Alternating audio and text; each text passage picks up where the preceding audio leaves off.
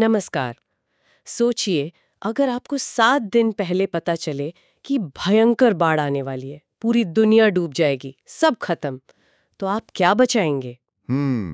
ये तो बड़ा मुश्किल सवाल है। और सोचिए, मदद करने वाला कोई फरिश्ता नहीं, बल्कि एक मछली हो। मछली?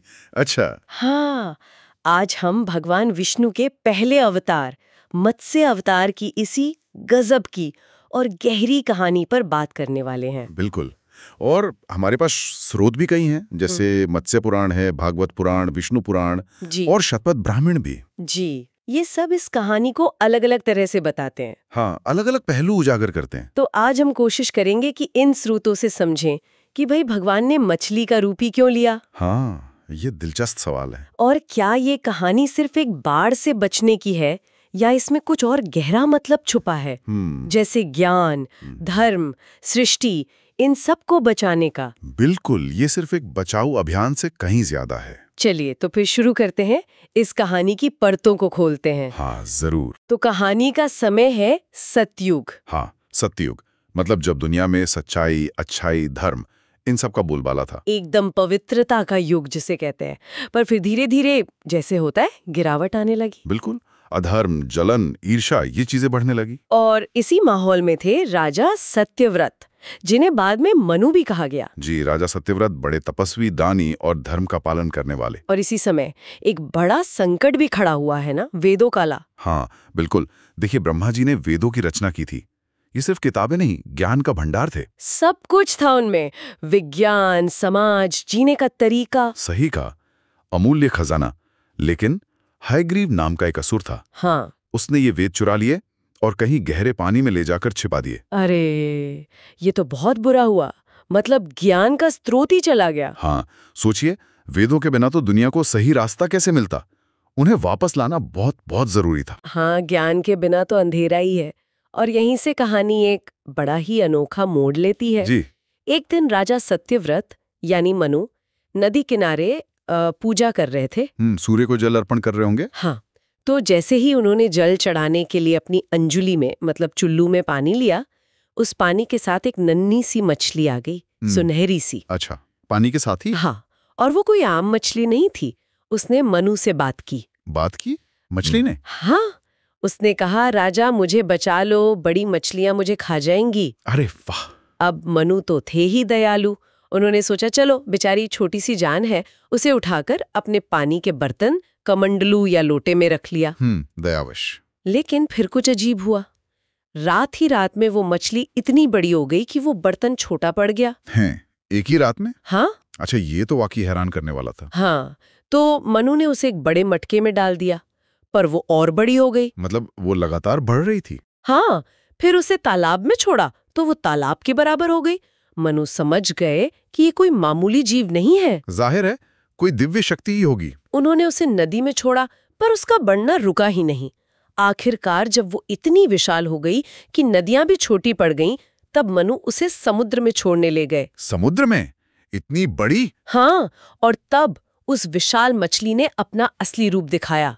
वो भगवान विष्णु थे, मत्स्य रूप में। ओहो, तो वो शुरू से ही भगवान विष्णु थे? हाँ, शायद मनु की परीक्षा ले रहे थे या उन्हें कुछ बताने आए थे। कह सकते हैं दोनों बातें थीं। भगवान विष्णु ने मत्स्य रूप में मनु को सावधान किया। क्या कहा उन्होंने? उन्होंने बताया कि आज से ठीक 7वें दिन एक भयंकर बाढ़ आएगी, महाप्रलय, पूरी धरती पानी में डूब जाएगी। बाप रे, 7 दिन में प्रलय? हाँ, लेकिन उन्होंने मनु को एक रास्ता भी दिखाया। उन्होंने कहा, तुम एक बहुत बड़ी नाव बनाओ। एक नाव? हाँ, बहुत बड़ी। और उस पर सिर्फ तुम नहीं, बल्कि हर तरह के जीव जंतु का एक एक जोड़ा। अच्छा, मतलब वो 7 महान ज्ञानी ऋषि। जी हाँ, ज्ञान और धर्म को बचाने वाले। ये पूरी सृष्टि को बचाने का एक मिशन था। सोचकर ही डर लगता है, पूरी दुनिया डूब रही है और जिम्मेदारी एक अकेले इंसान पर। मनु ने क्या किया होगा? घबरा गए होंगे। हैरान तो जरूर हुए होंगे, पर उनका भगवान पर विश्वास बहुत गहरा था। उन्होंने फौरन भगवान की आज्ञा मानी। अच्छा। दिन रात एक करके एक विशाल नाव बनवाई। फिर बड़ी सावधानी से सप्तऋषियों को बुलाया, अनाज और पौधों के बीज इकट्ठे किए और हर प्रजाति के जानवरों के जोड़े सब नाव पर जमा किए। ये तो बहुत बड़ा काम रहा होगा। हाँ बिल्कुल। और ठीक 7वें दिन, जैसा भगवान ने कहा था, प्रलय शुरू हो गई। कैसी थी वो प्रलय? आसमान काला पड़ गया, बिजलियां कड़कने लगीं। इतनी तेज बारिश हुई, इतनी कि नदियां, समुद्र सब एक हो गए। धरती पानी में समा गई। चारों तरफ सिर्फ पानी ही पानी और घना अंधेरा। उफ, भयानक मंजर रहा होगा। उस पानी के बीच वो अकेली नाव। बिल्कुल। सोचिए, ऊंची ऊंची लहरें नाव से टकरा रही हैं, तेज हवाएं, बादल गरज रहे हैं। नाव में मनु, सप्तऋषि, सारे जीव जंतु डरे हुए होंगे। हाँ बिल्कुल। तभी उस अंधेरे और पानी के बीच भगवान विष्णु फिर से उसी विशाल सुनहरी मछली के रूप में प्रकट हुए। दोबारा? हाँ, इस बार उनके सिर पर एक बड़ा सा सींग था। सींग? मछली के सिर पर? जी। और उन्होंने मनु से कहा कि नाव को एक रस्सी से उनके सींग से बांध दे। अच्छा। कुछ कथाओं में कहते हैं कि वो रस्सी स्वयं वासुकी नाग थे। मनु ने वैसा ही किया। फिर भगवान मत्स्य अपनी दिव्य शक्ति से उस नाव को तूफानी सागर में खींचते हुए सुरक्षित आगे ले जाने लगे। कमाल है, मतलब भगवान खुद नाव खींच रहे थे। हाँ, वो नजारा एक तरफ प्रलय की भयानकता दिखाता है, तो दूसरी तरफ भगवान के संरक्षण का भरोसा भी। अच्छा, आपने शुरू में ग्रंथों का जिक्र किया था, क्या उनमें इस घटना का कोई खास वर्णन है? जैसे भागवत पुराण का नाम लिया था आपने। हाँ बिल्कुल। भागवत पुराण में तो एक श्लोक है जो साफ साफ कहता है, उसमें वर्णन है कि कैसे चाक्षुष मनवंतर के अंत में प्रलय आई और धरती पानी में डूब गई। तब भगवान ने मछली का रूप लेकर पृथ्वी रूपी नाव पर वैवस्वत मनु को बिठाकर उनकी रक्षा की। अच्छा, तो ये स्पष्ट लिखा है। जी। इसी तरह विष्णु पुराण में मत्स्य स्तोत्रम भी है, जिसमें इस अवतार की पूजा और महिमा गाई गई है, ओम मत्स्य रूपाय नमः जैसे मंत्रों के साथ।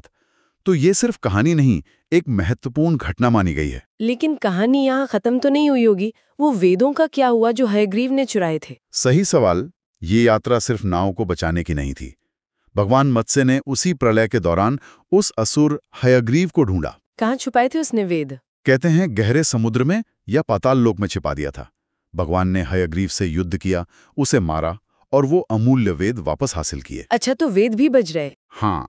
जब प्रलय का पानी धीरे धीरे उतरा, धरती फिर से दिखने लगी, तब भगवान ने वो वेद वापस ब्रह्मा जी को सौंप दिए। सोचिए, ज्ञान का खजाना वापस आ गया। ये तो बहुत बड़ी बात हुई। बिल्कुल।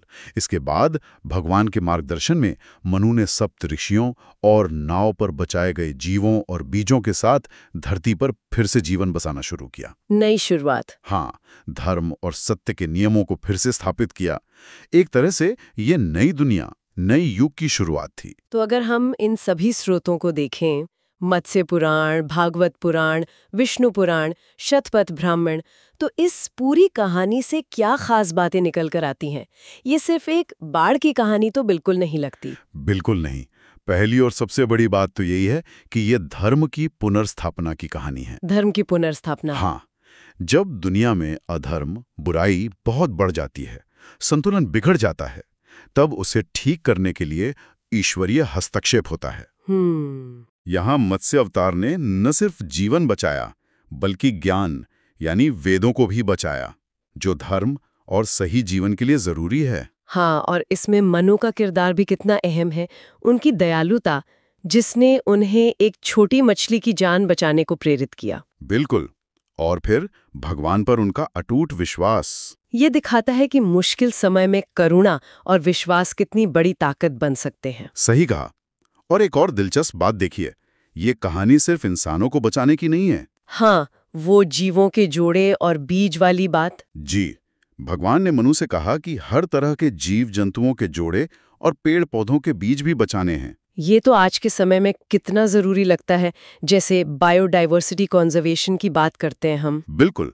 ये हजारों साल पुराना वही संदेश है, जैव विविधता को बचाने का, प्रकृति का संतुलन बनाए रखने का।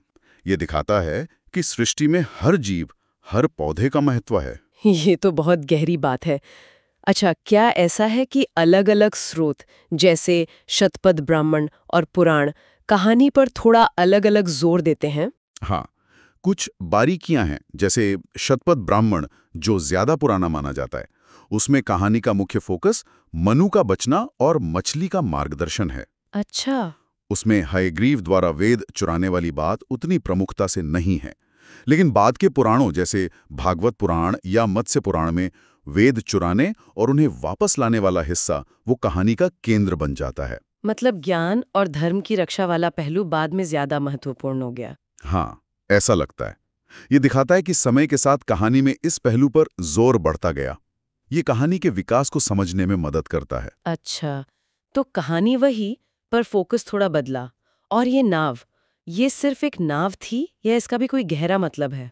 नाव यहाँ सिर्फ लकड़ी का ढांचा नहीं है, ये एक प्रतीक है। प्रतीक किस चीज का? ये वो जरिया है जिसमें इस सृष्टि का भविष्य, जीवन के सारे रूप और ज्ञान सप्त ऋषियों के रूप में सुरक्षित रखे गए। ये मुश्किल वक्त में उम्मीद और बचाव का प्रतीक है। और इसे खींच कौन रहा है? स्वयं भगवान, मछली के रूप में। हाँ, ये दिखाता है कि बचाने वाली शक्ति किसी भी रूप में आ सकती है, बिल्कुल। अप्रत्याशित रूप में भी। पर यह मछली का रूप ही क्यों? भगवान तो कोई और शक्तिशाली रूप भी ले सकते थे। क्या इसका कोई खास मतलब है? ये एक बड़ा दिलचस्प सवाल है।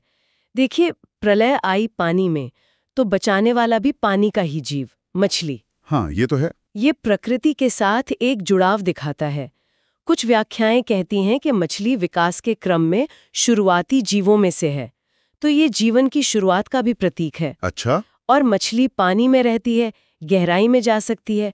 शायद इसीलिए वेदों को गहरे पानी से निकालने के लिए ये रूप चुना गया। ये भी मुमकिन है। और ये भी दिखाता है कि दिव्यता कहीं भी किसी भी रूप में प्रकट हो सकती है, एक छोटी सी मछली में भी। ये सब सुनने के बाद लगता है कि ये कहानी हमें सामूहिक जिम्मेदारी का भी एहसास कराती है ना? बिल्कुल, जैसे मनु ने अकेले सब नहीं किया, सप्त ऋषियों को साथ लिया, जीवों को बचाया, भगवान का मार्गदर्शन माना। एकदम सही। ये कहानी सिखाती है कि जब बड़ी चुनौती आती है तो मिलकर काम करना होता है, मार्गदर्शन स्वीकारना पड़ता है। जैसे मनु ने भगवान की बात मानी। हाँ, और जो संसाधन हमारे पास हैं, चाहे वो ज्ञान हो, जीवन हो या प्रकृति, उनकी रक्षा करना हम सबकी जिम्मेदारी है। मनु यहाँ एक लीडर की तरह है। जो ईश्वरीय प्रेरणा और अपनी जिम्मेदारी निभाते हुए सृष्टि को बचाते हैं। बिल्कुल। तो हमने देखा कि मत्स्यावतार की कहानी सिर्फ एक चमत्कार या बाढ़ की घटना नहीं है, ये धर्म की रक्षा, ज्ञान के महत्व, सभी जीवों के संरक्षण, आस्था और सामूहिक जिम्मेदारी, इन सब के बारे में है। हाँ, और अंत में ये कहानी एक सवाल भी छोड़ जाती है। क्या? ये प्रलय और फिर से नई शुरुआत का जो चक्र है, क्या ये सिर्फ पुरानी कहानियों में होता है या ये हमें आज भी कुछ सिखा रहा है? सोचने वाली बात है। ज्ञान को बचाने की जरूरत, जीवन को, प्रकृति को बचाने की जरूरत, ये तो हमेशा रहती है। शायद हर पीढ़ी के सामने अपना एक प्रलय आता है, किसी न किसी रूप में। हाँ, कभी वो अज्ञानता का अंधेरा होता है, कभी प्रकृति का संकट, कभी नैतिक मूल्यों का पतन, और तब शायद हमें भी अपने अंदर के मनु को जगाना होता है। सही मार्गदर्शन पहचान कर ज्ञान और जीवन को बचाने की कोशिश करनी होती है। बिल्कुल। ये चक्र शायद आज भी अलग रूपों में जारी है। इस पर सोचना जरूरी है।